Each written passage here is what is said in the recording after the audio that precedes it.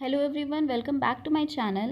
We were doing capital budgeting. उसका हमने non discounting technique कर लिया था। Today we will be starting off with the discounting technique. So the first discounting technique which we have is the net present value और the NPV method. So इसका simple formula है present value of inflow less present value of outflow. So NPV निकालने का एक और process है। इसमें initial cash flow एक पर्टिकुलर ईयर का less capital expenditure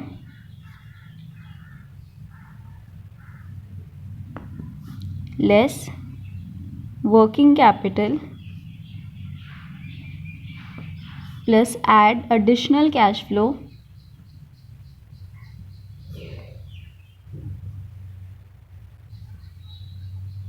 this will be after tax, जिसमें ऐड करेंगे net scrap value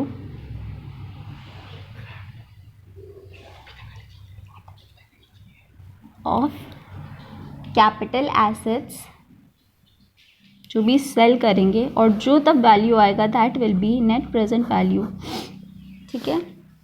now suppose a question जिसका आउटफ्लो दिया हुआ है 30 लाख और इनफ्लोज है 31,13,830। सो इसका नेट प्रेजेंट वैल्यू सिंपली हो जाएगा 3,113,830 less 30 lakhs।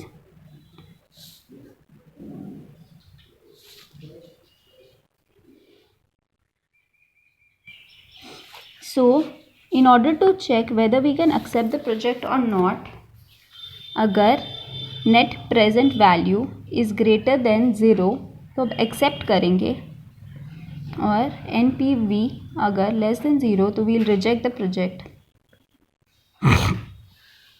Fine. The next type of discounting method we have is the profitability index, also known as the PI method. So इसका एक और नाम भी है NPV इंडेक्स, बिकॉज ये अपना बेस NPV मेथड से ही लाता है। इसका है value PV of inflow, present value of inflow divided by present value of outflow. So for the same question I am doing here, present PI index इसका क्या होगा? Present value of inflow is given as 3,113,830 and present value of output is, so here while dividing we get the value 1.0379. जैसे NPV में था formula इसका decision criteria, similarly PI में भी है। अगर profitability index is greater than 0 we'll accept the project, whereas when PI is less than 0 we'll reject. So in this question we have PI 1.0379 which is obviously greater than 0, so we'll accept this project.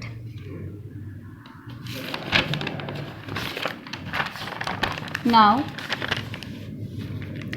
the third type of discounting we have is the discounted payback method. जो normal payback method है that is in traditional method, और ये discounted है इसलिए वो discounting methods में आ जाएगा। सो उसका स्टेप नंबर 1 है, पहले डिटरमाइन द क्यूमुलेटिव फ्रीक्वेंसी या cumulative cash flow.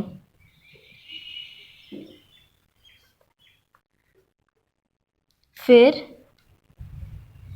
Cumulative discounted flow, discount करने के बाद प्रेजेंट वैल्यू के अकॉर्डिंग जो अमाउंट है वो। फिर डिटरमाइन ईयर, जैसे पेबैक मेथड में कौन सा ईयर में हमारा इन्वेस्टमेंट कंप्लीट हो रहा था। फिर we'll apply this formula 12 by discounting cash flow of target year, मतलब जिसमें कंप्लीट हो रहा है हमारा इन्वेस्टमेंट का पेबैक, इनटू शॉर्टफॉल। फाइन, इसका एक एग्जाम्पल से ये क्लियर हो जाएगा। सपोज इसमें आउटफ्लोज है टोटल 3 लाख का, तो टोटल इनिशियल इन्वेस्टमेंट 3 लाख का है, जिसके लिए इनफ्लोज है for 70,000 for the first year, फिर 80,000, 60, 1 लाख एंड 1,10,000 एंड रेट दिया हुआ है 10% से डिस्काउंट होने का। सो पहला कॉलम ईयर का होता है 1 2 3 4 5 ईयर्स, दूसरा इनफ्लोज का दैट इज 70,000,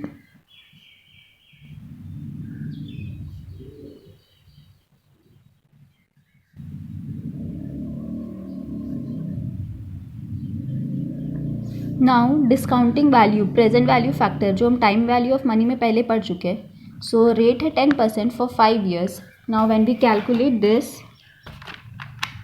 वी गेट 10% के लिए 5 years, so 1.1 divide first year के लिए equals, so we get the value 9090, so 0.9090। Similarly बाकी ईयर्स का भी कैलकुलेट कर लेंगे, 0.826 4,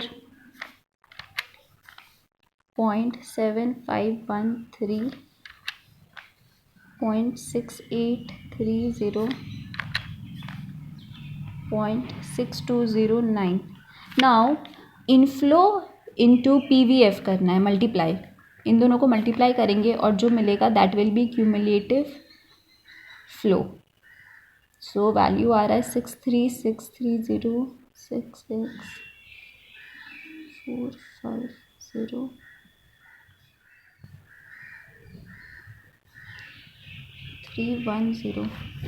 नाउ इसका क्यूमुलेटिव करना है हम लोग को, so 63630 add 66080 we get 129710। Similarly सारा का निकालेंगे,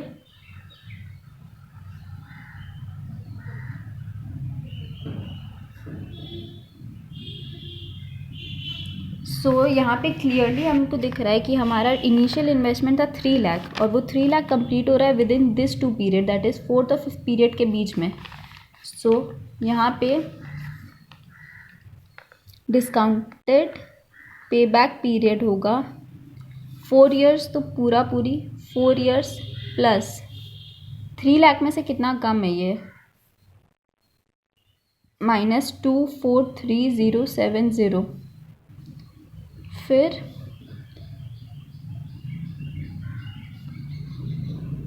जैसे पे बैक पीरियड में कैलकुलेट किए थे वैसे ही सिमिलरली, बट यहाँ पे डिस्काउंटेड हो जा रहा है, तो इसका आंसर आ रहा है 4.833 ईयर्स। सो डिस्काउंटेड कैश फ्लो ऐसे होता है। Now next method which we have is the internal rate of return or the IRR method.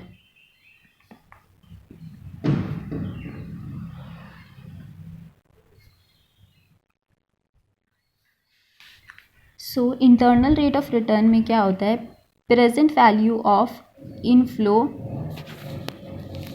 is equal to present value of outflow। ये होने के लिए, ब्रेक इवन होने के लिए प्रेजेंट वैल्यू ऑफ इनफ्लो और आउटफ्लो कब इक्वल होगा, जब रेट इसका सेम आएगा। So internal rate of return इसको कैलकुलेट करने के लिए है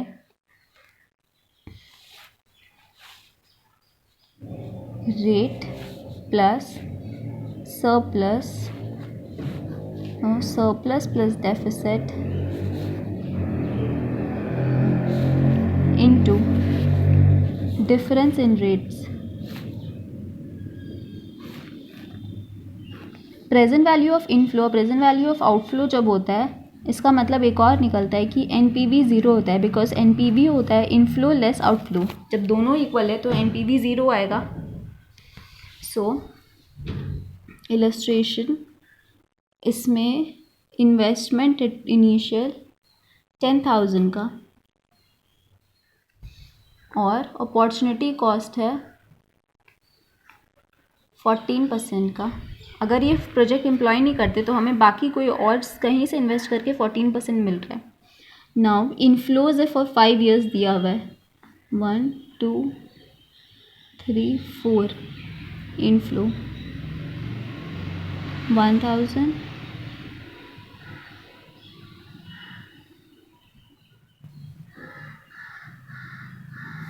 so basically IR method hit and trial method होता है। उसमें हम लोग को ट्राई करके देखना पड़ता है कि कौन सा रेट में NPV इनफ्लो और आउटफ्लो दोनों सेम होगा। सो यहाँ पे 10% रेट निकाल के देख रहे हैं।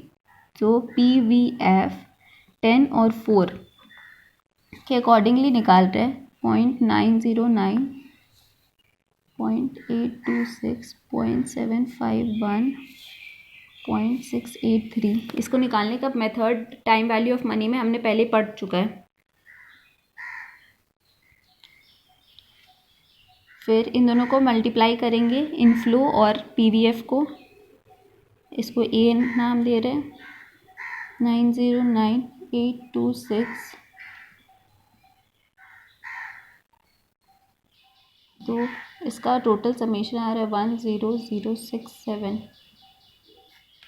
सिमिलरली एक और रेट के लिए निकालना होगा, क्योंकि यहाँ पे इससे ज़्यादा आया है। हमें दो चाहिए, एक सरप्लस हो इस अमाउंट से और एक कम हो। सो यहाँ पे रेट ले रहे 11%, PVF 11 और 4।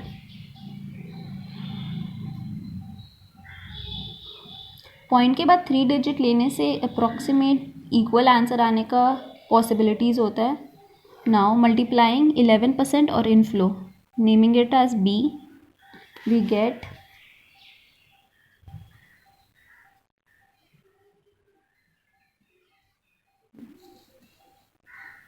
इसका समेशन करने में वी आर गेटिंग 9765। एक चीज़ हमेशा ध्यान में रखना कि अगर वैल्यू ज़्यादा होता है, डिस्काउंटेड फैक्टर ज़्यादा होता है तो अमाउंट कम आता है, और वही अगर डिस्काउंटेड वैल्यू कम होता है तो अमाउंट ज़्यादा आता है। हमने 11% लिया तो यहाँ पे 9765 आया। जब 10% ले रहे थे डिस्काउंटिंग वैल्यू तो अमाउंट ज़्यादा आ रहा था। Now by the formula IRR का वी हैव लोअर रेट। तो इन दोनों में लोअर रेट है 10%, सो 10 प्लस सरप्लस। अब 10,000 से कितना अमाउंट सरप्लस है ये, जो 10,000 less 10,067, we are getting 67 divided by surplus और डेफिसिट। तो 100 लेस 9765 सरप्लस और deficit into difference in rate, that is 11% less 10%, तो 1 आ जाएगा। सो यहाँ पे हमें मिल रहा है 10.22%। IRR का डिसीजन क्राइटेरिया होता है IRR when greater than opportunity cost, तब एक्सेप्ट होगा।